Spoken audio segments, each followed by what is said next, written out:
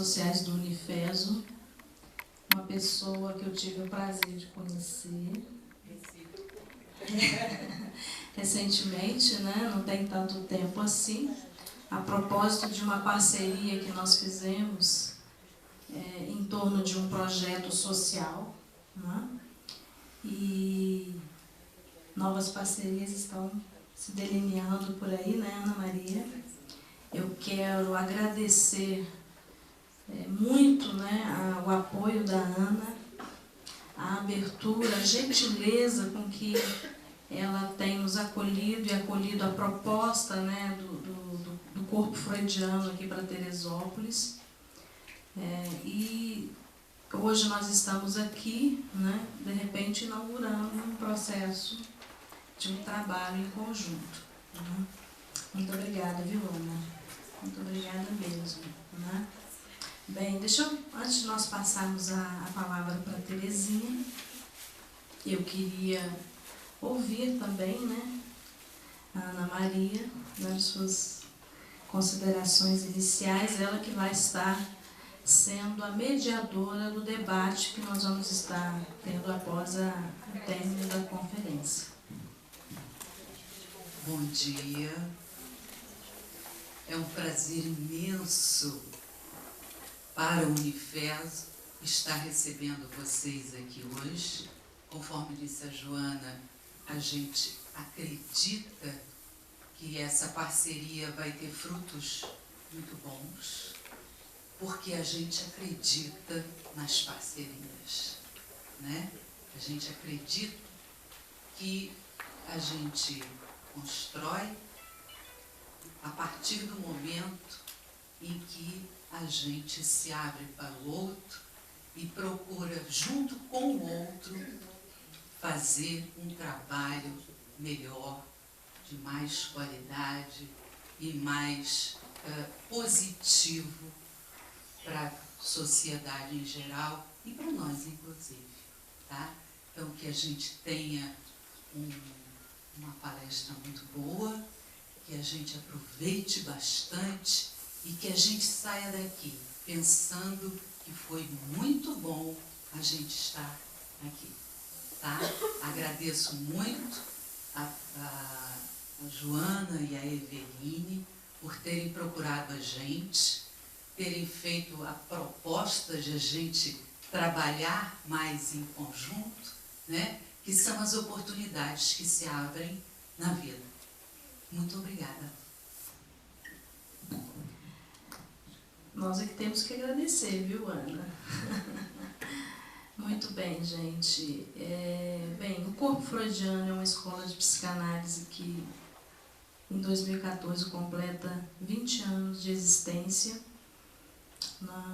Começou no Rio de Janeiro, com uma iniciativa do Dr. Marco Antônio Coutinho Jorge, que é psicanalista, médico psiquiatra, e vem se expandindo, e hoje o corpo ele tem sessões e núcleos espalhados por todo o Brasil, né? Na região Nordeste, Sudeste, estamos avançando aí, né, para o Sul.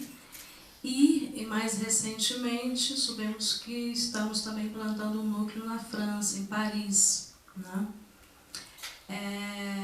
Nós começamos esse trabalho agora em maio, faz um ano, que eu comecei a fazer alguns seminários em torno das leituras de textos de Freud, e começamos timidamente hoje, já nos tornamos um núcleo oficial do Corpo Freudiano em Teresópolis. Começamos ali com a Marisa, com a Jarlita, que estão presentes aqui, e outras pessoas foram chegando, e mais recentemente se associaram a nós a Eveline Miranda, que é psicanalista, que tem sido meu braço direito ultimamente, né, Eveline?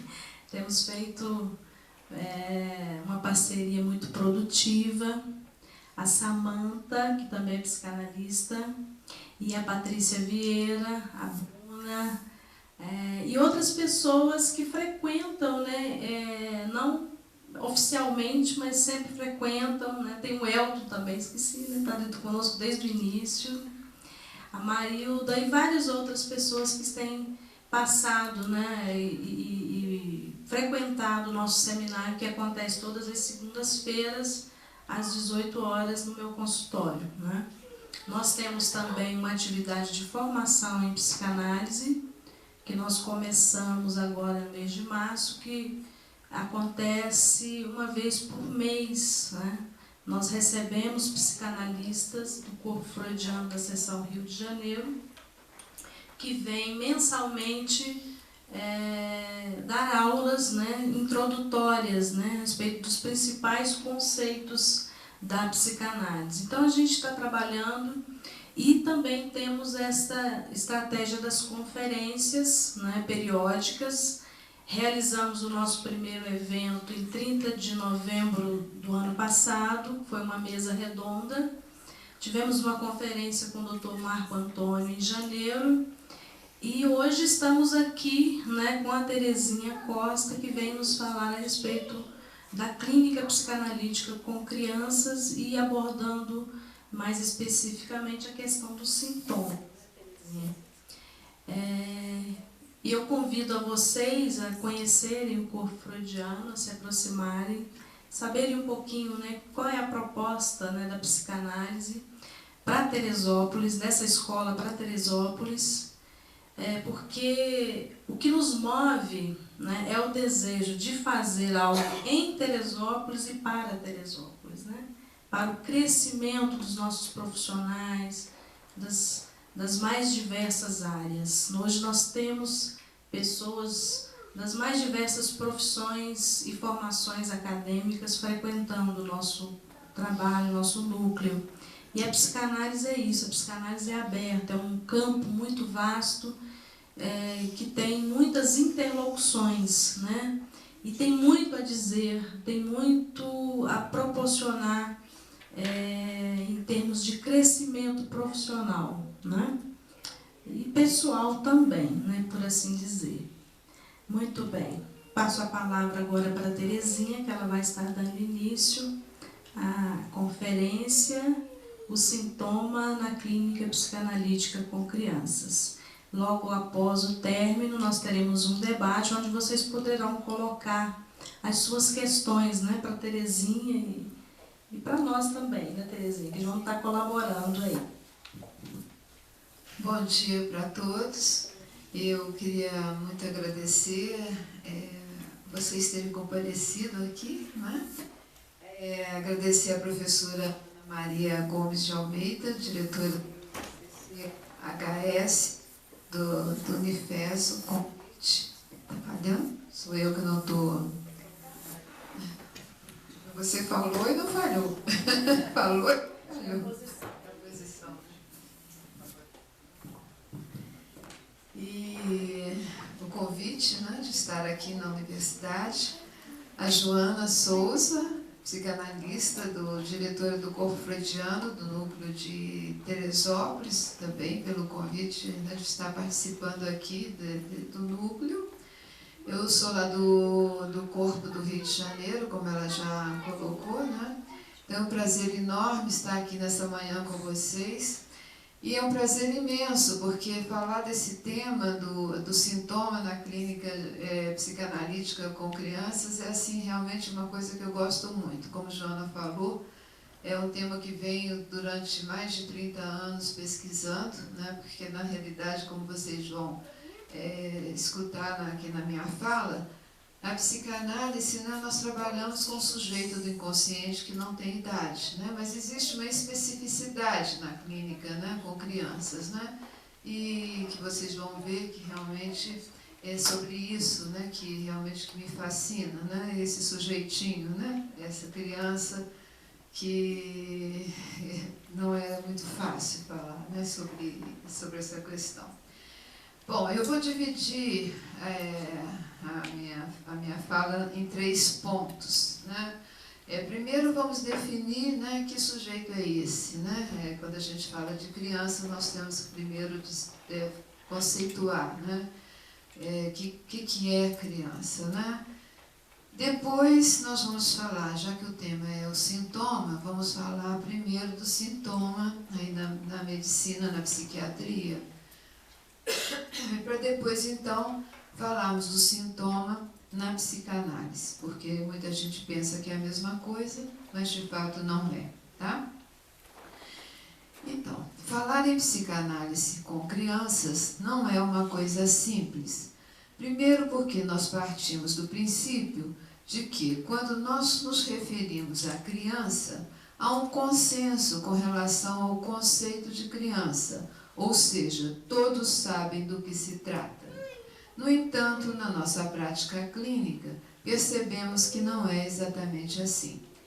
Atualmente, todos nos admitem que os 3 primeiros anos de vida têm importância capital para o desenvolvimento futuro da criança.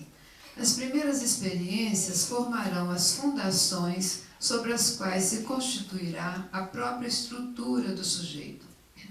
No entanto, esse pensamento é relativamente recente, pois houve um tempo em que não se tinha concepção da infância tal como hoje a entendemos, ou seja, como um período singular, com uma particularidade que a diferencia da idade adulta.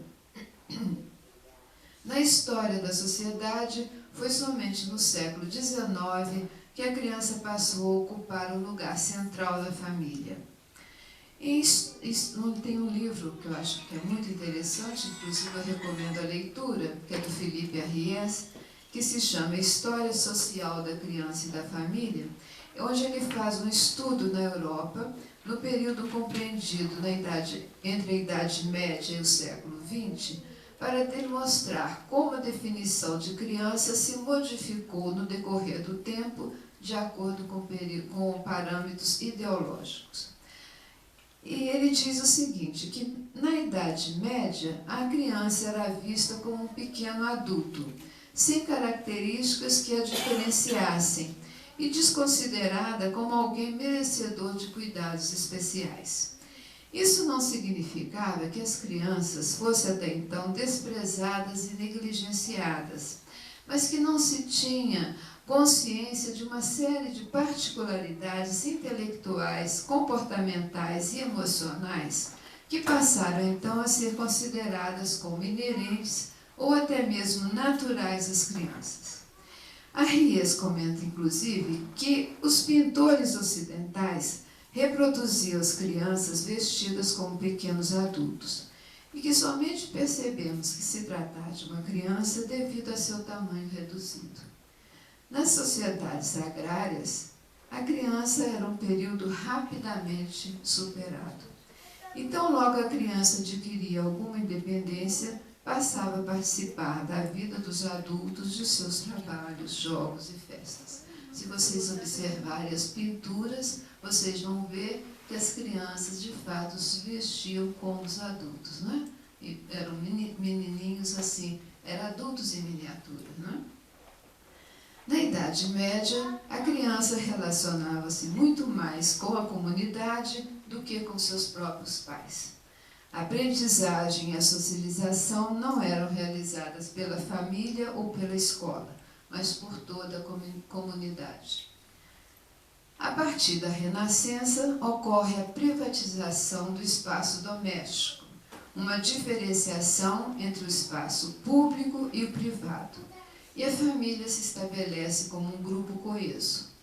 A criança é concebida em sua particularidade, passa a ser vista como o centro do grupo familiar, e a infância é considerada como um período de preparação para o futuro. Com a ascensão do capitalismo e dos ideais da burguesia, os valores individuais ganham cada vez mais importância. A criança, então, torna-se um investimento lucrativo para o Estado, e ela é vista como uma força de produção que traria lucros a longo prazo. Trata-se, então, de preparar a criança para a sociedade, para que ela tenha, então, homens bons e produtivos. É nesse momento que surge a escola como um meio de educação das crianças, substituindo a aprendizagem formal a partir do movimento de moralização promovido pelos reformadores católicos e protestantes ligados à Igreja, às leis e ao Estado.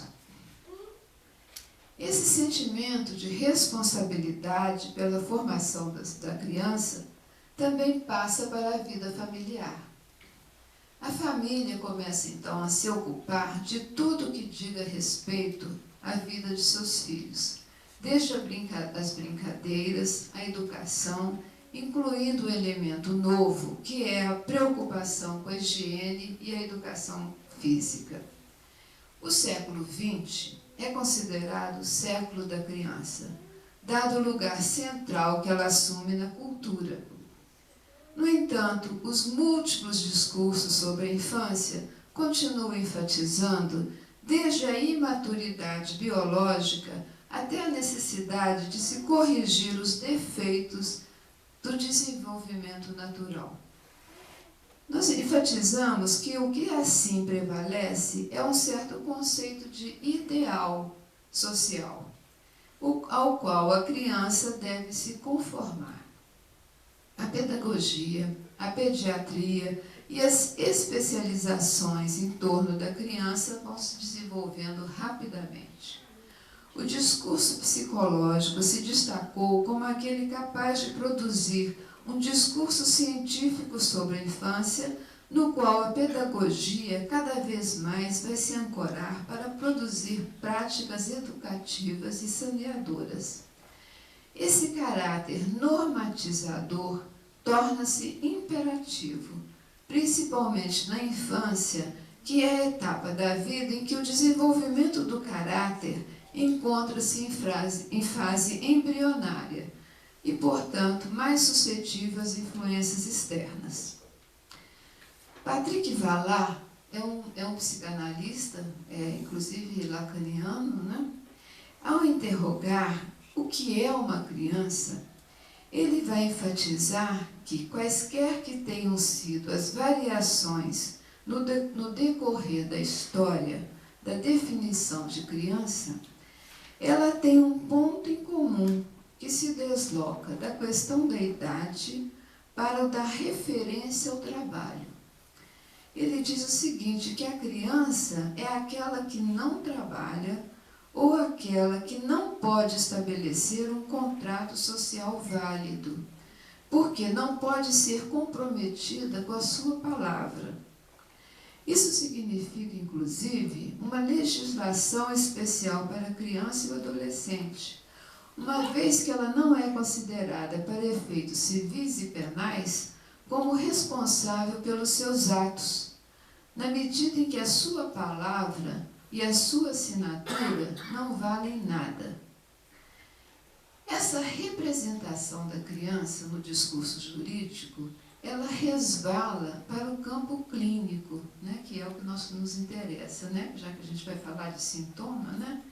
Então, essa representação no discurso jurídico resvala para o campo clínico, né, dando lugar a uma prática que avaliza que o outro, né, o responsável, né, o outro diga pela criança ou sobre a criança, né? Não seria, então, eu pergunto, né, justamente esse tipo de representação que sustenta as práticas das anamneses? Né? Ali, o que são as anamneses? Né? Essas entrevistas, né, que se faz sobre os pais, que a gente faz, né, com os pais, né, onde se colhe dados sobre a criança que só o outro sabe, né? Onde a criança não tem voz, né? Ela não fala, né? Pensamos que, se por um lado o desenvolvimento das ciências proporcionou um estudo mais amplo sobre a criança, por outro, isso teve como consequência uma desqualificação da família como sendo aquela que poderia gerir a educação dos filhos. Os pais tornaram-se submissos aos ditames da ciência, esta sim capaz de instruí-los quanto à forma correta de conduzir a educação das crianças. Para exemplificar o que eu estou dizendo, basta verificar os livros de autoajuda e as revistas que ensinam, aí entre aspas, né, como educar bem os seus filhos. A cada dia, deparamos-nos com os filmes divulgados pela mídia que não cessam de enumerar o que os pais devem fazer para que tudo transcorra na mais perfeita harmonia com seus filhos. Mas nesses compêndios de orientação aos pais, o que encontramos são regras que valem para todos. O que foi feito da singularidade? O que foi feito da diferença? Será que todos os filhos são iguais? Né? E os pais também, né? É uma questão que eu deixo para a gente pensar. Portanto, dentro dessa perspectiva histórica, o discurso ideológico sobre a infância ressaltou a representação da criança marcada por uma natureza a ser corrigida pelo adulto, um ser assexuado, sem desejo próprio, imaturo. Essa ideia imperou por muito tempo e coube aos pedagogos e depois aos psicólogos se ocuparem dos assuntos referentes à criança, estudando os tipos de comportamento mais comuns em cada faixa etária, estabelecendo parâmetros para designar o que era considerado normal ou patológico. Com as teorizações de Freud, essa concepção se modificou. O conceito de criança ganha um novo estatuto. Ela não será vista como um ser em desenvolvimento, um ser imaturo que precisa ser moldado pelo adulto. Ao formular o conceito de inconsciente, Freud vai enfatizar que o que é relevante não são os fatos e comportamentos que ocorrem na infância, mas a realidade psíquica constituída pelos desejos inconscientes e pelas fantasias a eles vinculados, tendo como pano de fundo a sexualidade infantil. O conceito de infância deixa de ser visto a partir de um registro genético e cronológico, para ser abordado pela lógica do inconsciente. Então, a rigor, não é possível falar, como eu falei no início, né, de psicanálise com crianças, porque a psicanálise é uma só, né, não se constituindo em uma teoria sobre a infância, mas sobre o inconsciente e o gozo. Em outras palavras, a psicanálise vai trabalhar com o sujeito que não tem idade, que é esse sujeito do inconsciente.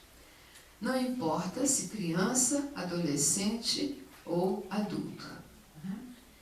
Mas, como eu disse também, né, logo de saída, hoje aqui, a clínica psicanalítica com crianças oferece uma especificidade, né, que não pode ser desconsiderada. E dentre essas inúmeras dificuldades com as quais nós nos deparamos em nossa prática clínica com crianças, uma delas refere-se aos critérios que nós devemos utilizar para levantar uma hipótese diagnóstica e, a partir daí, indicar um tratamento. Muitos sinais que são característicos de psicose no adulto são considerados normais na criança. Por exemplo, a facilidade que a criança tem de criar palavras novas, a incapacidade de concentrar-se em qualquer ocupação, o comportamento negativista, uma excessiva motilidade, bem como movimentos estereotipados que só em grau diferem da estereotipia dos esquizofrênicos. Por outro lado, se observarmos as brincadeiras das crianças, fantasia e realidade estão de tal forma misturadas que dificilmente conseguimos distinguir uma da outra. É o caso, por exemplo, das conversas com os amiguinhos imaginários. Eu me lembro de uma menina menininha que eu atendia no consultório, e às vezes ela brincando, daqui a pouco ela parava de brincar, deitava lá no divã e conversava, falava, conversava, falava. E eu perguntava, você está conversando? Com quem que você está falando? Com quem que você está conversando? Era um diálogo mesmo, né? Ela dizia assim, estou conversando com meu irmão. Aí eu fiquei, mas você não tem irmão? Você tem irmão? Eu sabia que ela era filha única, né? Depois eu fui pesquisar, investigar. Eu fiquei sabendo que o irmãozinho, ela teve um irmão que morreu antes mesmo dela nascer, né?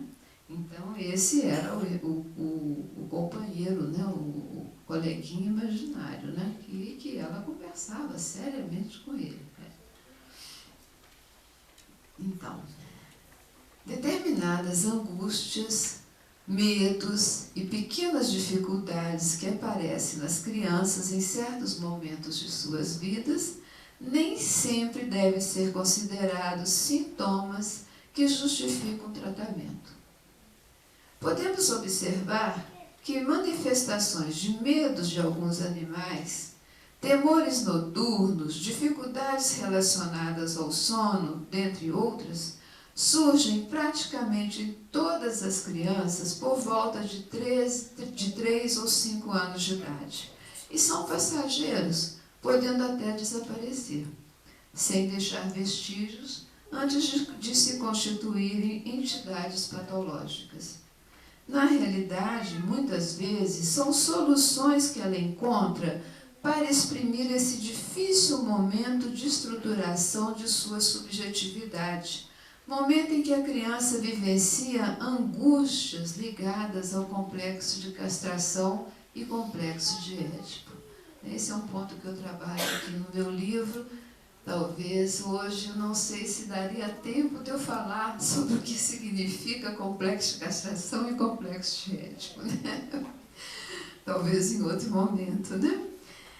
No entanto, muitas vezes, esses sintomas, que poderiam ser passageiros, né, acabam se fixando e trazendo dificuldades para o desenvolvimento emocional e intelectual da criança.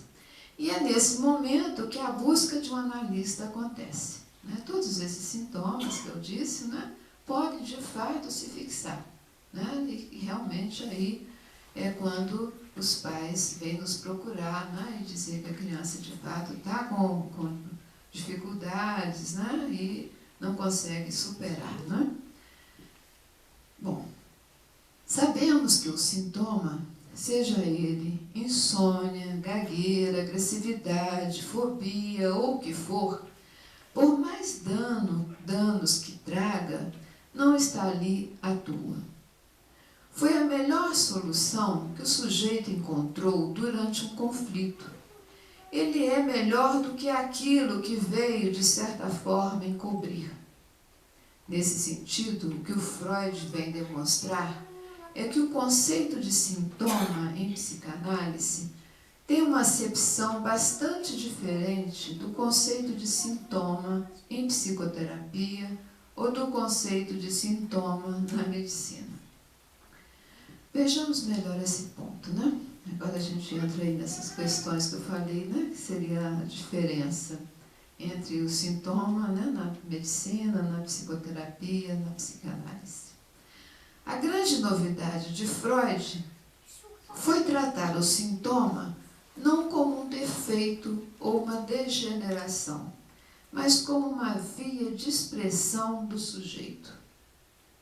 Isso significa que o sintoma é uma defesa diante de algo intolerável psiquicamente.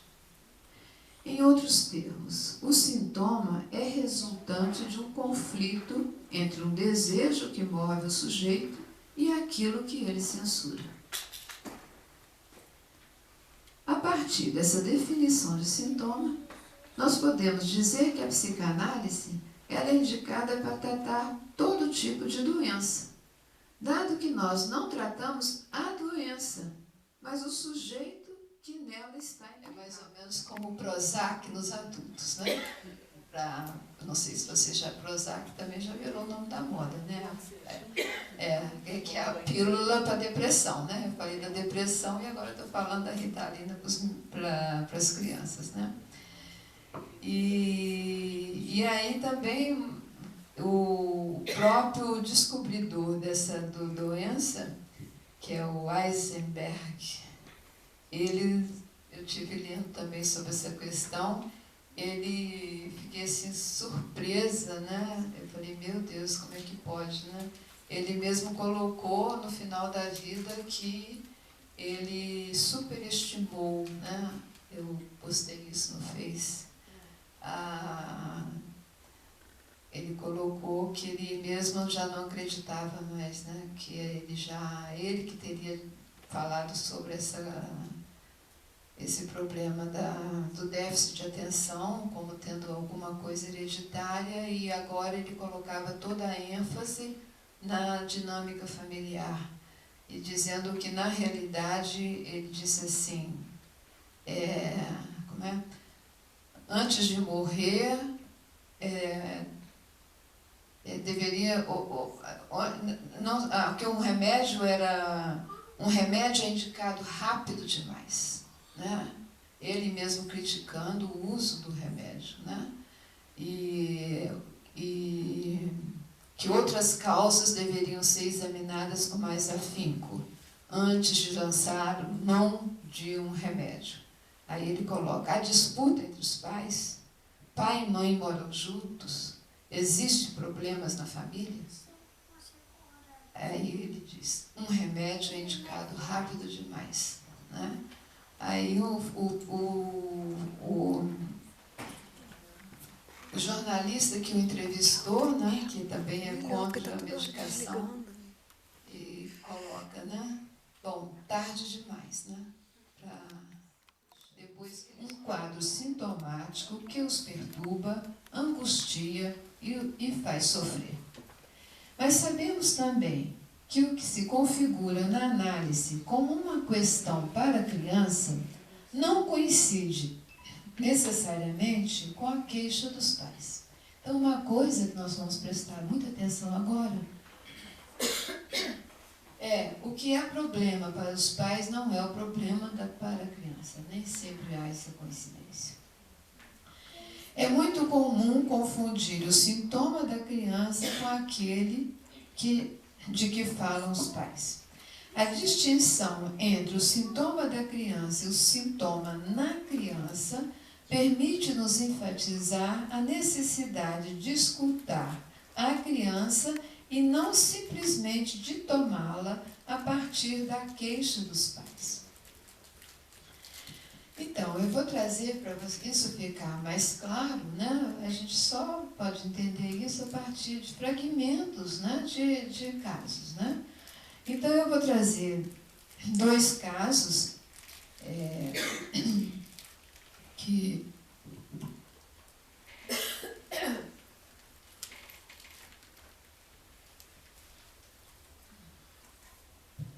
fragmentos de primeira entrevista, né?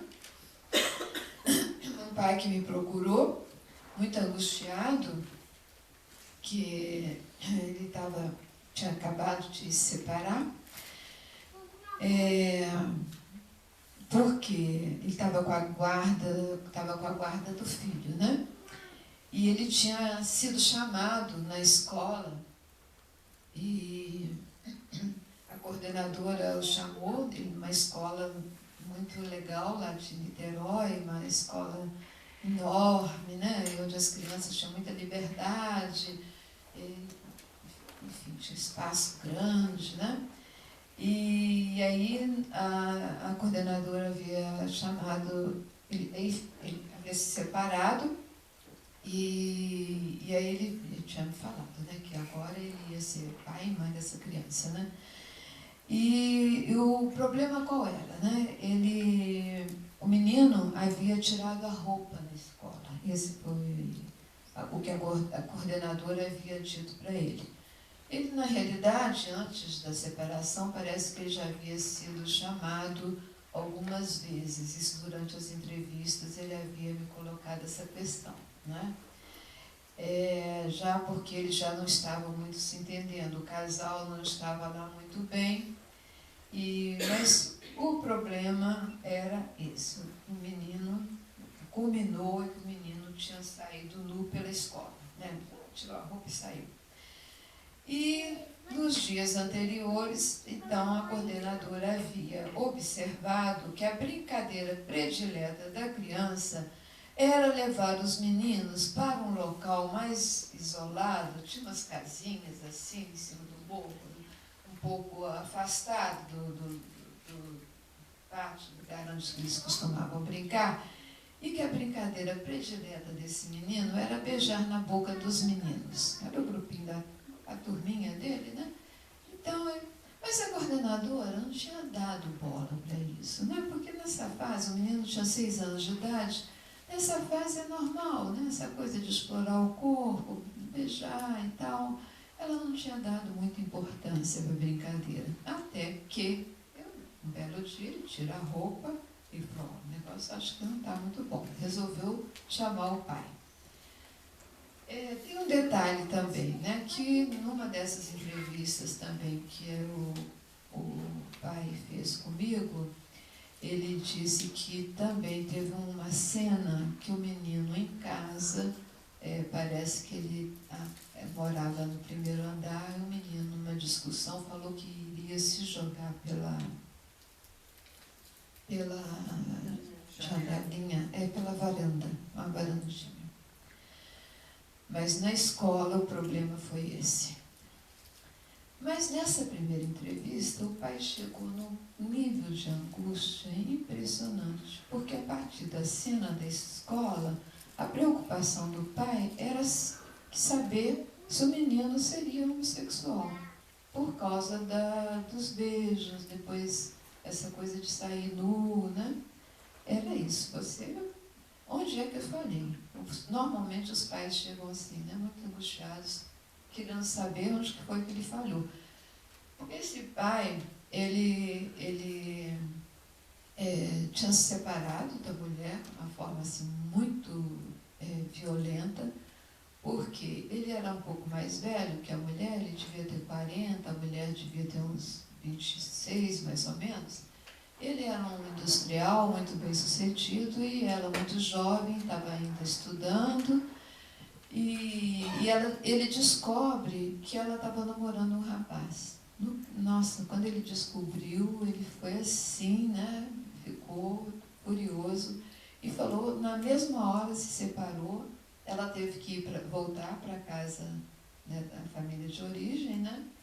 E ele falou para ela, você não é digna, né, de ser mãe do meu filho, eu vou ficar com o menino e vou te ensinar o que é ser uma boa mãe. Eu vou ser pai e mãe dele, né? Agora, imagina, ele tendo que trabalhar, claro que ele teve que... colocou o menino, horário integral na escola, o menino foi afastado da mãe também, de uma forma assim, né, violenta, e o menino teve que ficar com a avó, né? Porque como é que ele ia dar conta do menino, né? Então, para o menino foi também muito trágico tudo isso que aconteceu. Mas, para ele era assim, tudo realmente tranquilo. Ele vai ser pai, vai ser mãe, ele vai dar conta de tudo, ele vai ensinar o que é ser uma boa mãe. E aí ele chega lá também com essa demanda, né, comigo, de que, quase que como diz, coloca um raio-x aqui para ver se ele vai realmente, mais tarde, ele vai ser um homossexual. Era essa a questão para ele. Eu fiz várias entrevistas, porque a gente tem... Essa é uma forma que nós trabalhamos, né, é exatamente fazer muitas entrevistas, né, com os pais antes de atender a criança. Depois eu chamei essa mãe. Eu vi que a mãe era uma jovem muito inexperiente, mas que gostava muito da criança, sabe? E também tinha sido muito difícil para ela separada do menino, que ela também estava sofrendo muito com tudo isso. E, enfim, e aí chegou a vez, né, de eu atender a criança e justo no dia que eu ia atender esse menino, ele fez uma febre assim, altíssima, uma febre bem alta. E o pai, na hora da sessão, ele me liga e diz, olha, ele está com uma febre muito alta, mas eu queria muito que você visse ele um pouquinho, dá para você atendê-lo? Eu falei, mas você está dizendo que ele está todo abatido e não é melhor deixar para outro dia?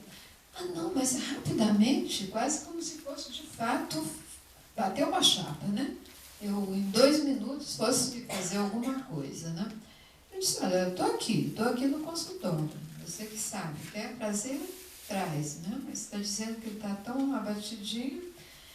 Aí, não, eu vou dar uma passadinha aí rapidinho para você ver o tamanho, para vocês verem o tamanho e a ansiedade desse pai, né?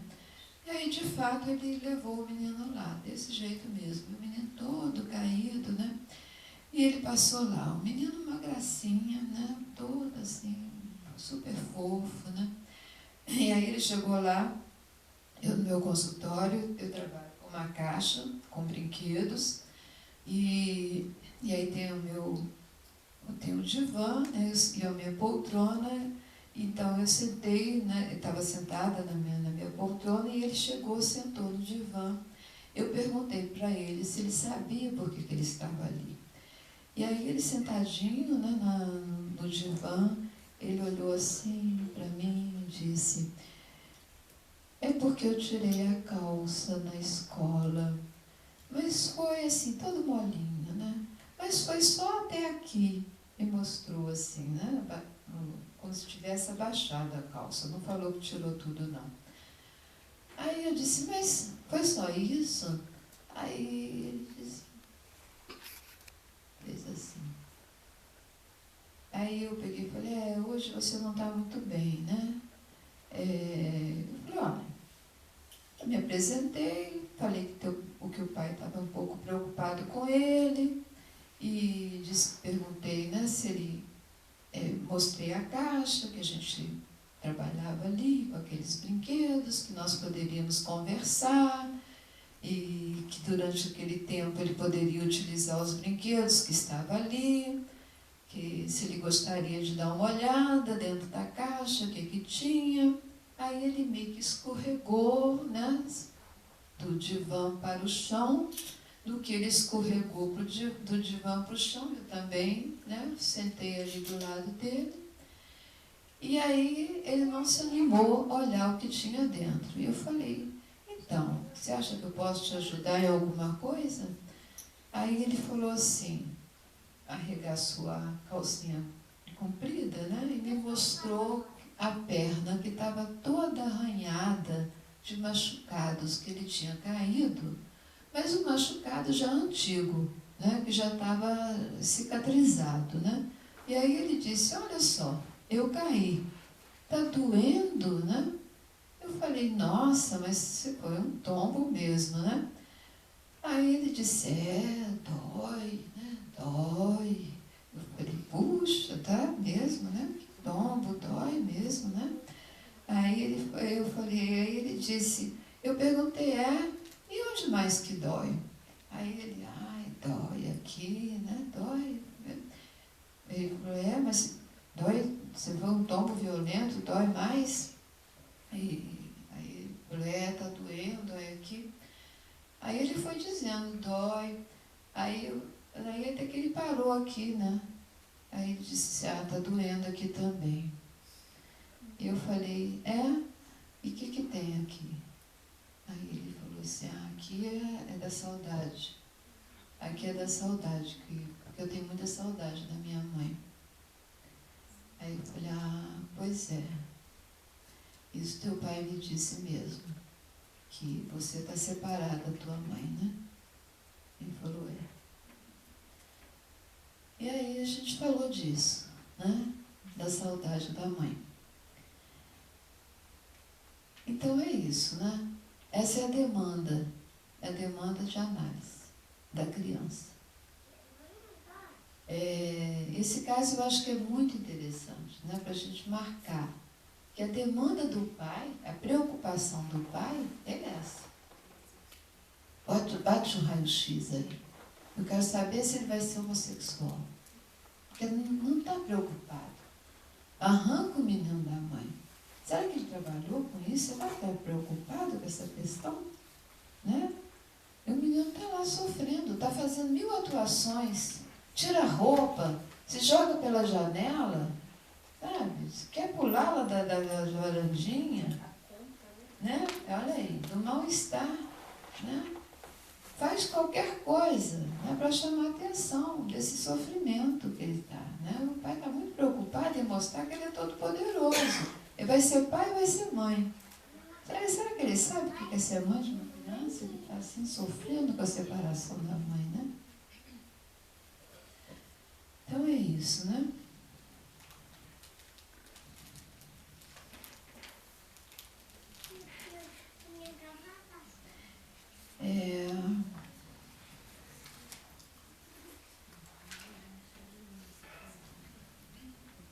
Uma coisa é a queixa do pai, né?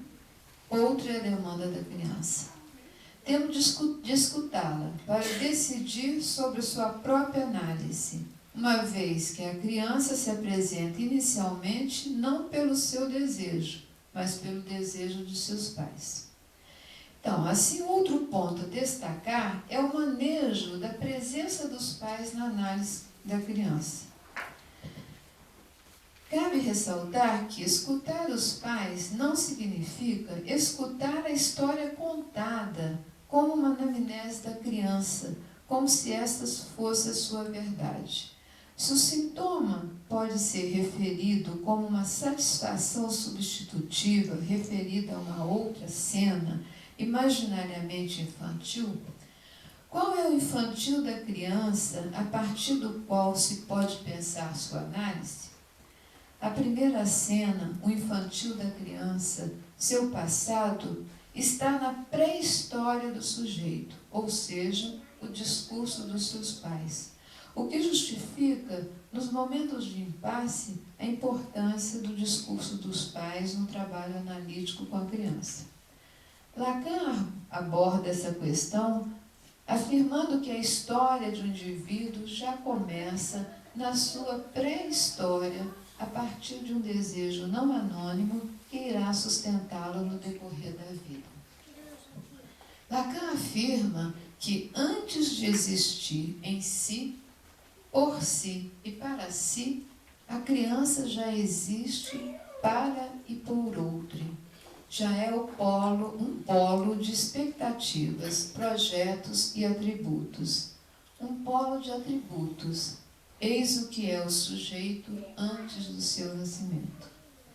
Portanto, trata-se de escutar em que lugar a criança está situada na fantasia do outro, em que lugar a criança está situada no desejo dos pais, no discurso que este mantém sobre ela.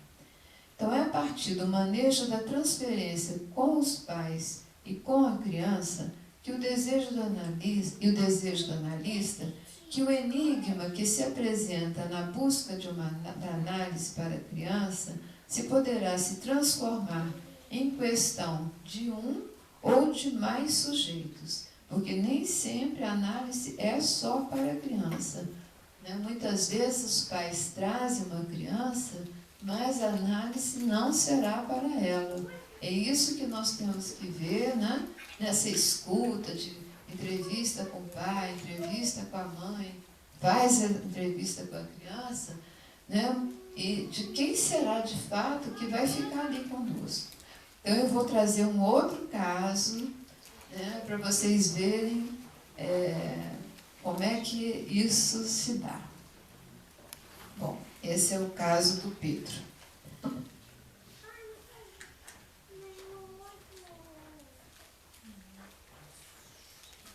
O caso do Pedro. O caso do Pedro é o seguinte: o pai me liga.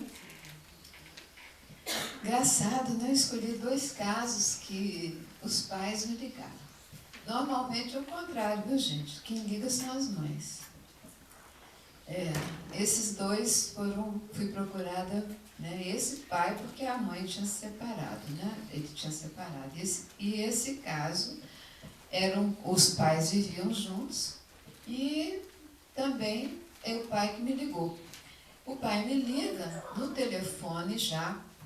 Ele diz: Terezinha, estou te ligando porque fulana me te indicou. Você trabalha com criança, né? Eu falei: sim. Pois é, porque ela me falou muito bem sobre você, porque o meu caso era para o meu filho Pedro. Meu filho Pedro, olha, você vai adorar meu filho Pedro, sabe? Ele é um menino muito engraçadinho, mas ele está com um problema. Atualmente, olha só, ele está muito ranheta, sabe? Ele acorda, deixa todo mundo de mau humor, ele fala não o tempo inteiro. Olha, para tomar café da manhã, a gente às vezes perde, sabe, final de semana? Final de semana, a gente perde mais de 2 horas no café da manhã, porque a gente começa o café da manhã. Eu gosto de preparar o café da manhã, sabe? Porque acho que café da manhã é uma hora que todos têm que estar reunidos. Eu gosto porque depois a gente não sabe, né? O almoço não dá certo. Nossa, mas eu já estou falando tanto por telefone, né, Terezinha? Já estou quase fazendo a consulta por telefone. Aliás, né, dizem que quando os pais precisam, levam o filho para análise, na realidade são eles que estão precisando, né? Eu falei: você está falando, né? Então, eu acho que tem alguma coisa aí, né? Então, vamos marcar um horário? Isso depois de falar mais de 10 minutos no telefone, eu estou lá escutando. Ele realmente ele já falou bastante, né? Eu achei interessante essa observação, né? Então, marcamos, finalmente. Aí, marquei o horário, né, com ele e com a mulher. Ele é um rapaz muito interessante, de 60 anos, e a mulher não tinha nem 40, uns 30 e poucos anos. E aí ele chega e diz assim: eu sou, Terezinha, daquela geração de sexo, droga e rock and roll. Eu tive uma filha do primeiro casamento, fui preso político, depois fui morar em Paris. Essa filha do primeiro casamento eu não conheci.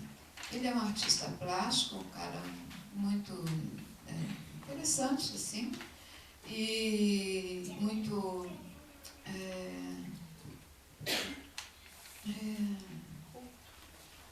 culto, fez análise em Paris. Acho que isso define bastante. Não foi à toa que ele me falou dessa geração sexo, droga e rock and roll, porque é isso, é muito sexo, muita droga e muito rock, que o definiu bastante. E ele disse que já tinha deixado tudo isso, que hoje ele estava exatamente querendo constituir uma família e recuperar, por exemplo, essa primeira filha, que praticamente ele não a conheceu, porque ele teve essa filha e foi embora. Quando ele voltou, ela já era uma moça, não teve nenhum vínculo com ela, né?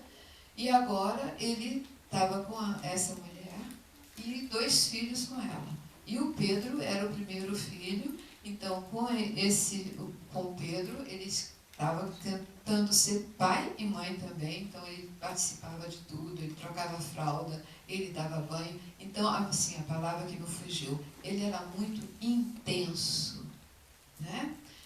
Ele realmente queria fazer tudo. E ele, como artista, ele ia para o ateliê, por isso que eu gostava de fazer a primeira refeição, né, com os filhos, fazer o café da manhã. Ele ia para a cozinha, ele queria fazer o suco que ele queria, né?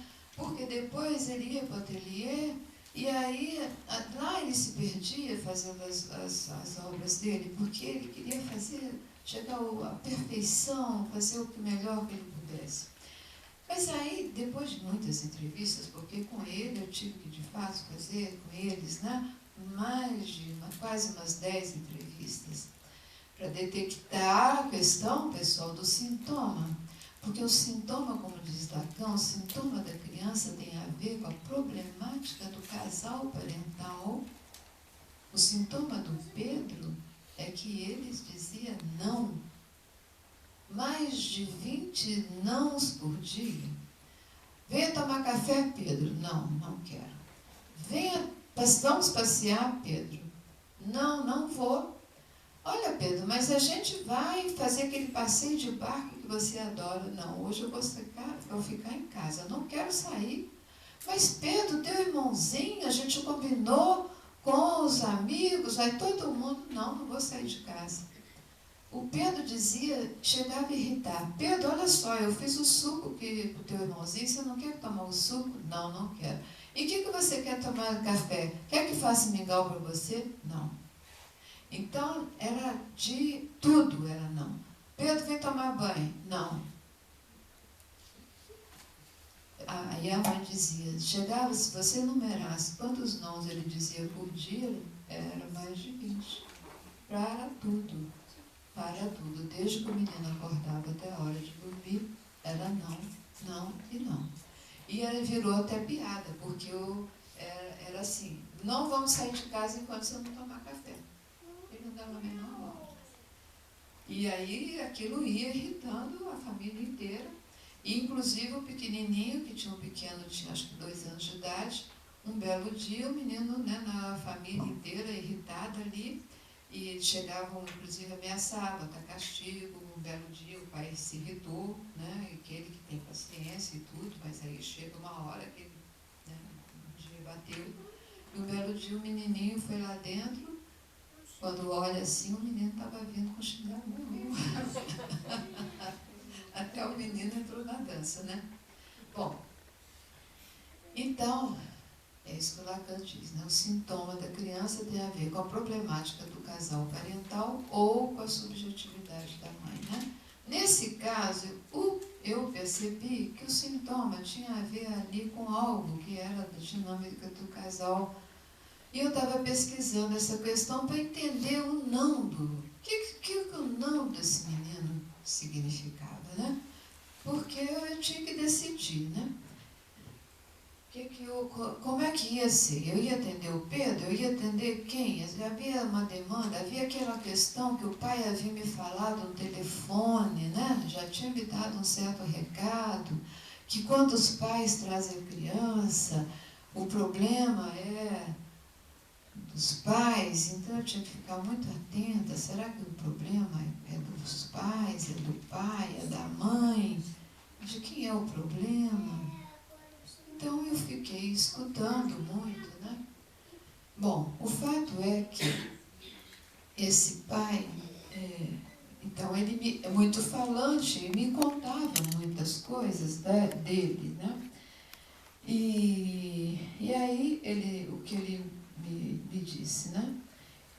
Dentro dessa dinâmica familiar toda, o que ele me contou que o que apareceu de importante, né? Que ele fazia muita questão de participar da dinâmica familiar. O Pedro dizia não para tudo, a mulher muito calada, pouco falava durante essa dinâmica toda, né? Eu solicitava que ela falasse, mas... Bom, tomando o tema do sexo, droga e rock and roll, eu perguntei, né, se ele hoje havia mudado, se ele ainda era como na década de 60. E ele disse que não, que ele continuava muito intenso no trabalho e que isso era uma queixa da mulher, né? Aí eu perguntei para ela, isso ainda é uma queixa sua? Ela disse, sim, porque ele vai para o trabalho e lá ele esquece da vida. E às vezes a gente marca algum compromisso, um jantar, um teatro, e ele não aparece. E aí eu fico em casa esperando e ele simplesmente me deixa esperando. Aí a gente briga muito. Olha aí, aparece a problemática do casal, né? Eu disse, mas como é isso? Bom, aí nós estamos nos desentendendo com relação a essa questão. porque ele não tem limite, né? Bom, todo o problema do casal começa a aparecer a partir dessa colocação, né? Da falta de limite dele. Eu pergunto sobre a questão também das mulheres, né? Teve uma sessão que ela não pôde comparecer, ainda fazendo a entrevista com os pais. E ele me diz, eu posso ir sozinho? Eu disse sim. Ele foi. E nessa sessão ele falou sobre as mulheres, né? E eu disse, então, como está? Ele falou, não, de fato, eu, nesse sentido, estou procurando ser fiel à minha mulher. Eu quero que isso dê certo, o meu casamento dê certo. Claro que de vez em quando passa uma mulher, eu olho, né? Mas eu penso, não, eu quero que o meu casamento dê certo. Eu não vou mais fazer como antigamente, né? Que eu ia atrás de todas as mulheres. A única coisa que eu, de fato, Terezinha, preciso aprender é colocar um limite nisso, no trabalho. Isso eu não consigo, isso dá muitos problemas em casa. E aí é muito chato, porque lá o Pedro vê eu brigando, e aí quando eu brigo, eu realmente dou um murro na mesa, eu já dei um soco na coisa, eu quebrei isso. Aí começou a aparecer a questão da violência, da intensidade, de mais não ser. E aí ele começa a falar da necessidade dele voltar para a análise, porque isso da questão da pulsão, da violência, da intensidade, começa a aparecer nesse momento, né? Bom, é isso que a gente, durante algum tempo, começa a trabalhar nessas entrevistas do casal, e aí para mim já estava, gente, muito claro, né? O quanto esse rapaz já estava começando a demandar, né, uma análise para ele, né? Do Pedro, essa subjetivação abre a via para a sua própria análise. Concordamos com Manoni quando diz que obrigar os pais a uma análise pessoal é inútil, uma vez que o sintoma desse se apresenta alienado no sintoma da criança. Em primeiro lugar, porque entendemos que uma análise não pode ser nunca algo que se imponha a alguém. Se a única via de entrada para uma análise é a da demanda articulada a um sintoma do sujeito, é evidente que a demanda do analista não é suficiente e sequer recomendável para que uma análise ocorra. Pelo contrário, se o analista impõe a análise dos pais sem que isso se configure como uma questão que tem origem em seu próprio discurso, o dos pais ou de um deles, essa imposição poderá, inclusive, ter o efeito de culpabilizá-los pelo sintoma da criança. E sabemos que não é disso que se trata. E, consequentemente, de abrir toda uma via de resistência que pode até mesmo inviabilizar a análise da criança. Entendemos assim que uma análise é algo que se coloca sempre como uma possibilidade, que se oferece a partir de uma escuta, que só é possível dentro do dispositivo analítico. Trata-se de oferecer essa possibilidade, da única maneira que isso é possível, colocando-se no dispositivo analítico. Cabe ao sujeito, então, a partir da oferta, implicar-se com sua própria demanda. O dever ético do analista é o da escuta atenta ao que está em questão no tipo de demanda que lhe chega. Interrogar se a criança está incomodada com aquilo que se queixa dela é um primeiro passo para avalizar ou não uma psicanálise. Acolher uma criança na clínica quando ela não tem qualquer implicação com as questões que o outro traz sobre ela, é mantê-la no lugar de objeto e não de sujeito. Muito obrigada.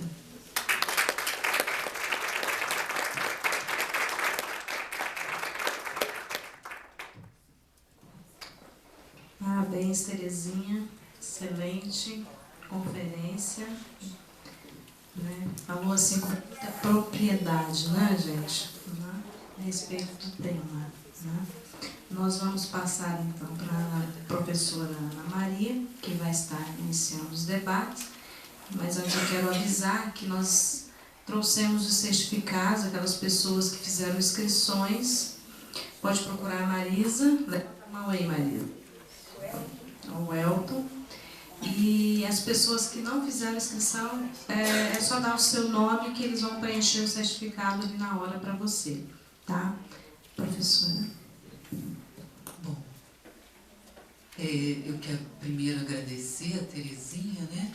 Uma fala gostosa, ela foi nos envolvendo aí, apresentando a definição de sujeito-criança, o sintoma, a definição de sintoma na psiquiatria e, finalmente, do sintoma na psicanálise.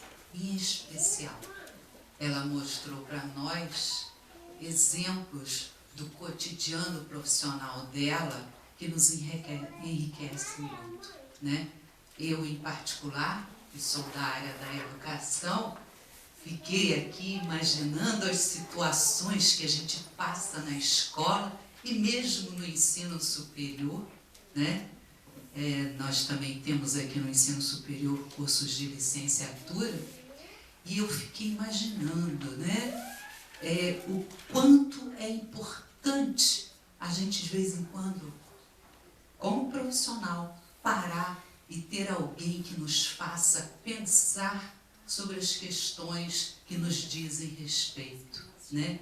Assim como também sou da área da linguagem, naturalmente eu me vi tocada em pensar o quanto a linguagem diz, né? Não só a linguagem verbal, e o quanto ela é importante na questão do sintoma, em especial aqui no objeto da fala da Terezinha em relação à criança. Bom, isso posto, eu acho que essas indagações todas, essas questões que me levaram a várias reflexões, também levaram vocês a querer conversar mais, a ouvir mais a Terezinha. Então vamos começar a conversar? Vamos lá? Quem gostaria então? Eu vou pedir, eu tenho essa prática porque eu acho que a gente precisa conhecer as pessoas, não é? Então, por favor, você diga o seu nome e a sua função. Meu nome é Marilda, eu sou... Ai, meu Deus, tem que ficar longe? Sim, tá assim? Meu nome é Marilda, eu sou professora de educação infantil e... Tá estranho. Melhor, acho que dá para ouvir. Meu nome é Marilda, eu sou professora de educação infantil. Na verdade, eu tenho 3 profissões. Professora de educação física há mais tempo. Há 6 anos eu trabalho com a educação infantil e sou massoterapeuta também. A questão infantil me entusiasma demais, sempre gostei muito de criança, mas agora especificamente eu estou ocupando minha rotina de trabalho maior tempo na área com as crianças pequenas. E eu observo muita coisa. Aliás, é por isso que eu estou aqui, porque eu gostaria muito de entender mais profundamente, até para modificar a minha forma de estar em sala. Porque nesses 6 anos, eu observei assim, muita coisa relacionada a mim, porque eu sou um referencial importante para a criança ali, né? Quando você estava falando dos pais, eu estava me perguntando assim, será que eu posso deslocar isso para a escola? Será que eu posso... A minha resposta é assim, um pouco sim, né? Porque naquelas 4 horas, eu funciono um pouco como uma função de pai e mãe, né? Eu estou ali para auxiliar aquele ser para se conhecer, para se colocar para fora, né? E trabalhar e colocar o potencial todo. É assim que eu penso, teoricamente. Mas na prática, não acontece isso, né? A gente lida com muitas crianças, são 25 crianças, sem auxílio. Então, eu me vejo, em muitos momentos, assim, perdendo paciência. Não muitos, eu diria assim, inadequadamente, né? Porque perder paciência de vez em quando, eu acho que é natural. Mas, assim, eu acho que isso não é produtivo. Eu gostaria de ter um meio eu acho que é esse, entender todo esse processo, entender que aquela criança que não está participando, está apática, me incomoda demais, mas eu não sei aonde está essa resposta. Geralmente a gente culpa pai e mãe. Eu estou aprendendo a deixar, né, quando eu comecei a frequentar as reuniões da Joana, porque é uma angústia nossa, né? A gente quer solucionar, a gente quer ajudar. Eu não estou professora à toa, né? Eu acredito que eu tenho potencial para isso, mas eu preciso achar formas, né?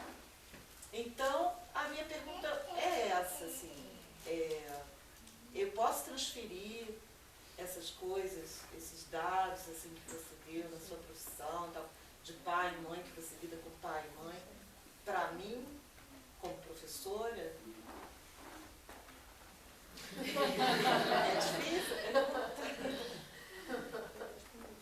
Acho que transferir essa função do pai, da mãe, acho que não. Acho que é uma responsabilidade que você vai assumir muito grande, né? Carregar essa função de pai, de mãe, como professora, né? Eu acho que é uma responsabilidade. Uma carga, isso que me deixa um pouco angustiada. Eu acho que não é à toa que você anda angustiada. Às vezes eu percebo, tem outro aspecto, às vezes eu percebo alguma coisa, né? Eu não tenho conhecimento profundo de psicologia, mas eu sempre fui uma pessoa que me questionei, busquei respostas. Deixa eu te... depois eu vou te falar. Me perdi. Bom, desculpa eu ter te interrompido, mas é que me ocorreu uma questão. Veja, uma questão é a função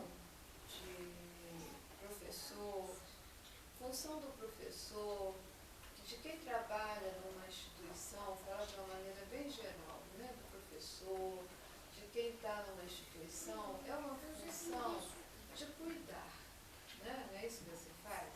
Cuida das crianças, com amor. Cuidar e possibilitar experiências, Isso. Né? Cognitivas, Com todo o carinho, com toda a físicas, atenção que você diz que tem, né? Tem. Dentro das várias atribuições que você tem. Tem. Pai e mãe está além, um pouco além disso.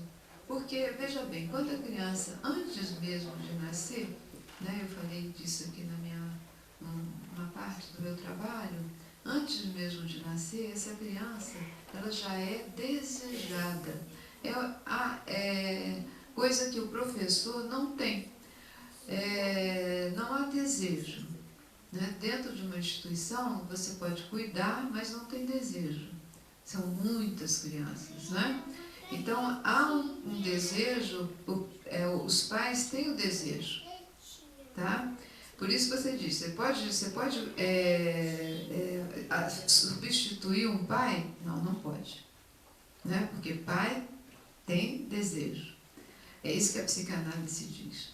Por que as crianças dentro de uma instituição, por mais crianças que estão ali, quando os pais abandonam, quando os pais, né, ficam lá, as crianças ficam esperando para serem adotadas, e o índice de crianças com psicose, autistas é muito grande. Porque tem vários ali que cuidam, mas não tem nenhuma que deseje. E o índice, por isso que eu falei, o índice de psicose e de autismo é altíssimo, né? Dentro dessas crianças, porque não há desejo. Então, não fique angustiada querendo substituir pai e mãe, porque não é possível. Muitas vezes eles nos desentrego, Ah, eu sei que isso é a angústia de muitos professores também. Eles no desentrego, eu percebo que assim, faz por eles o que eu não consigo fazer como pai. E eu aceito isso, de uma certa forma, entendeu? não, Porque não deveria. não é possível, A né? minha função se limita a encaminhar a quem é de direito. Se você vai fazer a tua função de professor o melhor que você puder, dentro das atividades que são competentes, né? que você estudou, que você sabe, a gente sempre faz o melhor. Mas substituir desejo de pai, desejo de mãe, isso aí, ou os pais desejam ou não desejam. Isso é algo que é transmitido, inclusive inconscientemente, né? É algo que já vem de dentro de uma história, né? E que a criança está captando isso. Por melhor que seja o professor, né? Não vai conseguir. Né? Mais alguém, além dela, tem mais? A Joana estabeleceu o limite de 12h10, então eu vou propor que a gente faça um bloco, né? Me pareceram que são só vocês duas, é isso mesmo? Tem mais alguém? Vocês três? Tem mais alguém? Então podemos fazer assim, um bloco das 3 perguntas, a Terezinha responde e a gente encerra então essa parte, tá bom? Por favor, Eveline. Eu acho que é melhor ser o microfone, porque não tem interferência. Pode falar. Pode falar? Pode. Meu nome é Ana Cristina, eu sou do setor de marketing da revista Mais Saúde, mas a minha pergunta é como mãe. Na fase da adolescência, de 14, 15 anos, como a mãe intervir para convencer uma criança dessa idade a fazer psicanálise, se a palavra psicanálise para a idade delas é a mesma coisa que falar você está ficando maluco, ou você está com algum problema. Então, como a gente pode tentar convencer ou então sugerir que faça uma psicanálise nessa fase da aborrecência? Né? Obrigada. A segunda pessoa, por favor. Pode falar. Meu nome é Felipe, sou psicanalista também, aqui de Petrópolis, no caso aqui da cidade vizinha de Petrópolis. Tem uma coisa que tem me chamado muita atenção, que vem do discurso capitalista, assim, que é tornar, como o neologismo, adultizar a criança. Então, fico prestando atenção, assim, escolas trilíngues, né? Tô preparando seu filho para ser um executivo do maternal ao ensino médio. Eu vejo uma antecipação muito grande das etapas, início da atividade sexual cada vez mais cedo, uma pressão cada vez maior, né? Um mercado de marketing voltado para as crianças desde cedo, uma conectividade maior com a internet e com as redes sociais, mas um distanciamento das brincadeiras, das atividades lúdicas. Gostaria de sua opinião sobre isso. Mais uma terceira pessoa? Tem mais uma pessoa que tinha Eu também tive essa impressão, né? Não? Então tá bom. Das 2 pessoas, então.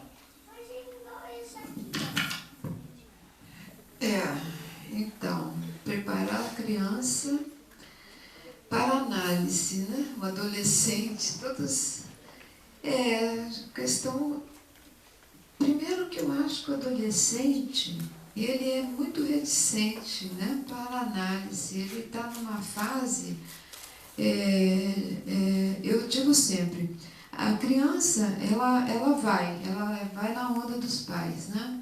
A criança ela ainda está muito assim, ela é desejo do outro. A mamãe ainda consegue pegar pela mão, levar, né? Depois, quando chega naquela fase dos 9, 10 anos, a análise já começa a ficar meio difícil, né? E aquele que está já na adolescência, né, convencê-lo de que a análise é uma coisa boa, que ele vai trazer benefícios, Na minha experiência, não tem dado muito resultado. A não ser aquele que tem uma ligação boa com a mãe, que conversa com os pais e que tem um diálogo, né? E que consegue manter esse diálogo, às vezes costuma dar certo. Mas é aquilo que eu acabei de falar no final do meu trabalho, né, de que a gente não pode, de fato, né, dizer, olha, você tem que fazer. Não tem jeito. Isso, tipo, impor uma análise não tem jeito. A gente tem que ir pelas beiradas, né? Olha só, você não acha que... Olha só, isso aqui que você fez, né? Isso aqui que você está com dificuldade. Sempre procurando um momento mais propício, né? E tentar convencer. É difícil. Não sei, Joana, você tem alguma experiência nesse sentido? Que possa ajudar aqui para... Eu concordo com a Terezinha, né? E que não se pode impor análise a ninguém, né? Seria um desrespeito, né, ao direito do sujeito de escolher, né? Por isso. Agora, eu entendo também que nós, enquanto pais, muitas vezes nos angustiamos quando percebemos determinadas questões na vida dos nossos filhos. Agora, eu sempre me questiono quanto a isso, se a questão é mais minha do que daquele filho ou daquele adolescente, daquela criança. Eu acho que passa um pouco por aí a gente se perguntar, né? O que é que de fato, né, está nos incomodando nessa questão, né? Eu recentemente recebi um presente que a Eveline me enviou, que foi uma adolescente que eu estou, né, atendendo. Eu até acho que comentei com você, Terezinha, isso, que ele mesmo demandou a análise dele. Ele mesmo me ligou, marcou, e ele mesmo vai, combinou o preço e tudo, e está produzindo, que é uma beleza. Eu falei, nossa, que presente ver um adolescente assim, né, já colocando as suas questões, né, frente à vida, né? E é interessante, né, que de repente nós, enquanto pais, busquemos também uma análise para lidar também com as questões que nos angustiam frente aos nossos filhos, né? De repente tem uma coisa aí que é nossa, que é inconsciente, né? E que de repente às vezes a gente pensa em mudar aquilo que está ao nosso redor. A melhor forma de mudar o que está ao nosso redor é mudar o que está no meio, que a gente está no centro, muitas vezes, né? Muda-se aquele que está ali no centro e, de repente, começa a se mudar, as mudanças ao redor, elas começam a acontecer naturalmente, como um exemplo que a Terezinha trouxe, né, do Pedro, que dizia não, não, não. Não é? Então, cabe a gente também se perguntar, né? Nós nos questionarmos quanto à nossa própria angústia, em primeiro lugar. Achei ótima a sua colocação. Aí eu falo assim, mais um casinho. Um casinho rápido. Uma vez atendi uma mãe que me falou que, olha, eu estou passando por um momento assim com meu filho menor. Eu queria que você atendesse essa criança. E aí eu escutei essa mãe. Escutando essa mãe, ela do filho Eric, e de cara, gente, eu falei, olha, isso é uma questão tua, né? Ficou muito claro para mim que não era para atender essa criança. E eu fiquei com essa em análise. Nunca vi a criança, tá? E aí, porque era uma mãe que colava no menino demais. Eu falei, olha, você precisa se separar desse menino. Ele está crescendo, você está muito super protetora, aquela coisa da mãe que está ali em cima do menino. E, bom, por questões aí, o marido perdeu o emprego, ela não pôde continuar fazendo análise comigo, interrompeu a análise, mas ficou durante mais ou menos 1 ano em análise e essa era a questão. Parou a análise, bom, não soube mais, né, dela, não soube mais do que aconteceu. Passou um tempo, mais ou menos uns 2 anos. Um belo dia recebo um telefonema, uma mensagem. Terezinha, o Eric está precisando de ajuda. Ela apavorada e preciso que você atenda o menino de novo. E eu falei, o que se passa? Eu falei, será que de novo um apelo, né? Porque de novo o menino. E agora o menino estava adolescente, né? Não era mais criança. E eu falei, o que está se pensando? Aí resolvi não atender a mensagem e ligar para ela.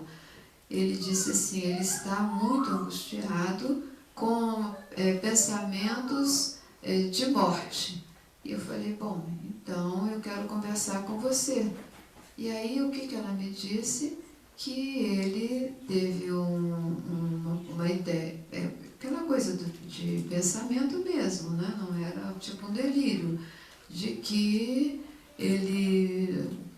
o pensamento recorrente era de que ele iria a qualquer momento ir à cozinha, pegar uma faca e me matar.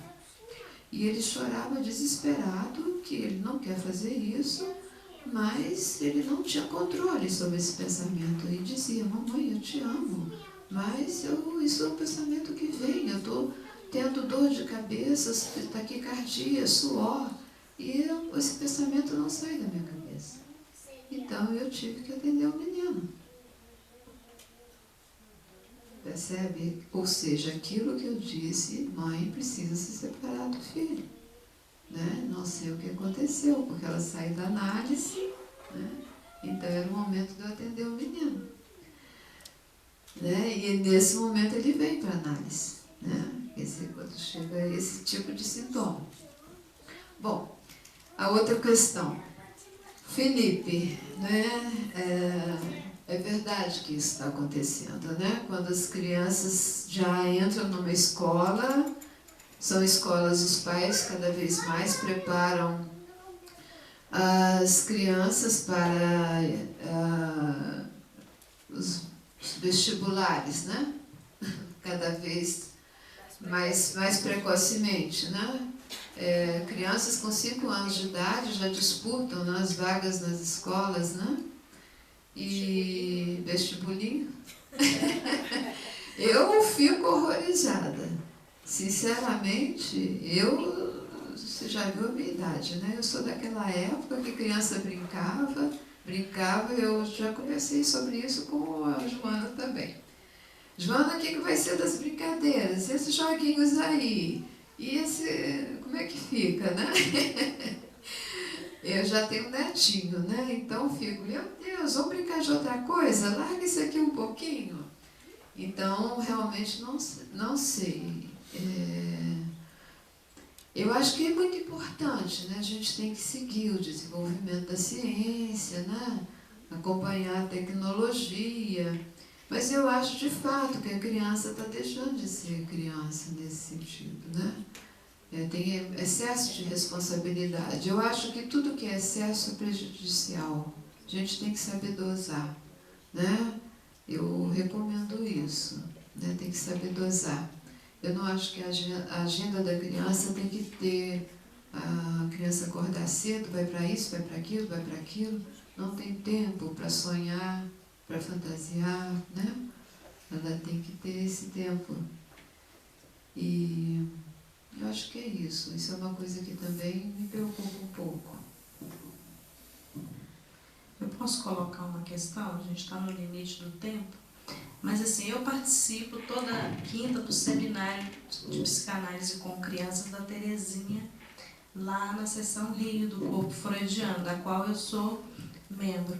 E uma coisa assim que a gente ultimamente tem conversado, eu queria até que a Terezinha falasse brevemente a respeito disso, é do medo de errar dos pais. Na conferência, ela coloca 2 momentos momentos, né, da história, né, desse desenvolvimento do conceito de infância, onde ela menciona que na Idade Média as crianças, na verdade, elas não eram educadas diretamente, exclusivamente pelos pais, mas elas viviam na comunidade, né?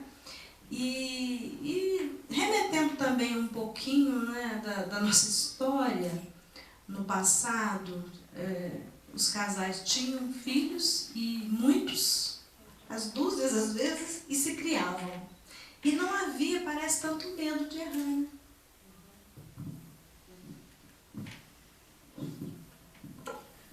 Pois é isso mesmo. Eles faziam, não se questionavam mesmo, né? Eu acho que isso era importante. Pai é isso, pai tem que fazer, ele tem uma certeza, né? Ele faz, né? Tem que fazer, gente. Não, dentro daquilo que ele tem, daquele saber que ele tem. Hoje tem os pais que ficam tão inseguros, né? Vai você, será que eu acertei? Será que... Isso passa uma coisa para a criança de muita insegurança, né? Eu acho que isso não é uma coisa boa, né? Para a criança, o pai tem que saber, né? O pai é que sabe. Isso dá uma certa segurança para a criança.